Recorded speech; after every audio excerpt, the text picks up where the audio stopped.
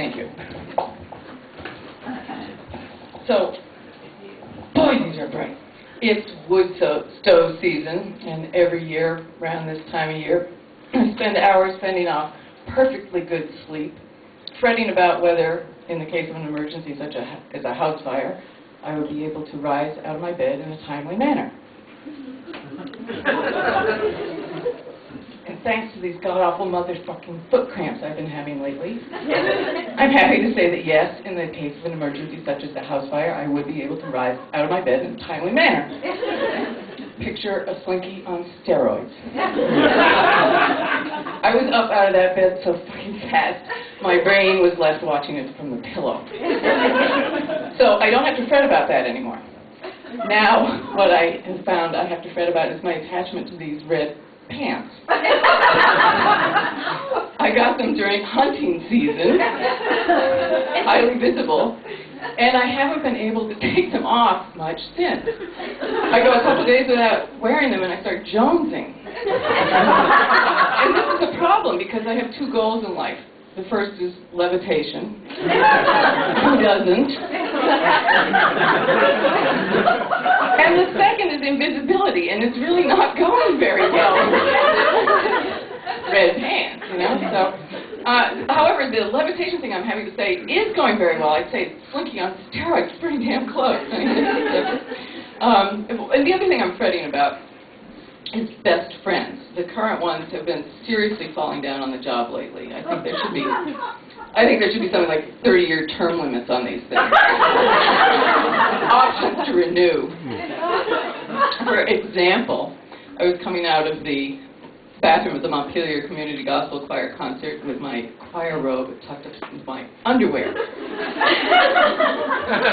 I walked very slowly, and I walked very slowly past our entire audience. And then I walked very slowly past our entire very hot fronting band. And then I walked very slowly past my two best friends in life. At least they were. But at least I was wearing nice underwear. So for the past year, every time I would ponder underwear, I started to channel the voice of my recently deceased Aunt Nancy Dana McPhail. She was a Dallas socialite and a seriously self-deluded sadist. This happened to me on the way here tonight. I was driving along, and all of a sudden, coming towards me in my lane, there's this other car, and I hear out of my mouth, I hear, "Bunch of maniacs out there! I'm going to get killed." And in the nanoseconds of horror, as I'm watching my death approaching, I'm thinking, oh my God, I'm not going to get killed. I'm going to be in this accident and have serious brain damage and be stuck talking like this for the rest of my life. But at least I'm wearing nice underwear. Anyway, back to the best friends. The last straw in this whole best friends thing was the Cabot 4th of July fashion travesty.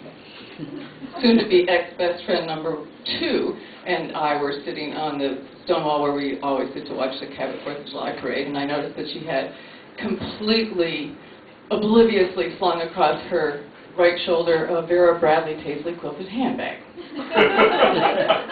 So I immediately informed her that she could either find a dumpster pronto or sit on the other side of the street.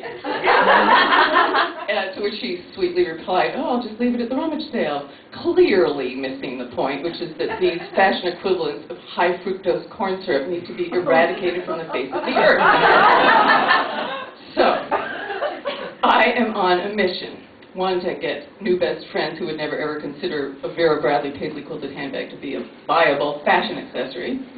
And two, to promote the permanent eradication of these insidious aesthetic abominations. So I'm happy to say that actually, oh, and three, actually, my third mission is Argyle humiliation. A couple of them are going pretty well. In the best friends arena, most recently, my massage therapist stepped up to the plate saying she'd like to be in the running for a new best friend. And I said I would seriously consider this over about 6 complimentary reflexology sessions. I thought 6 wasn't too greedy. So. One person who is not in the running for new best friend is my accountant. She is the most ambiguous person I know. We were at a party together recently, and the subject of pot came up, as it is wont to do with these things. She said, "I haven't smoked in 3 weeks." Now, the way in which she said this, it was completely unclear as to whether the appropriate response should be, "Congratulations," or "Bummer." It was like an SAT logic problem. X is to haven't smoked in 3 weeks, and Y is a horse's ass. So, multiple choice. So I go with, "I haven't had sex in 3 weeks." How does she know I'm not a sex maniac and this is a huge accomplishment? But I got to say that I just spent an afternoon recently watching a movie with her, trying to watch a movie with her, once again, or still sans pot, during which she talked nonstop for the entire 104 minutes. So I am inclined to say that the correct response to haven't smoked in 3 weeks should definitely have been bummer. I'm the real best. Thank you.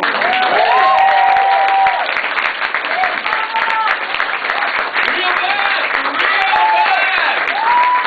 Yeah! Yeah! So we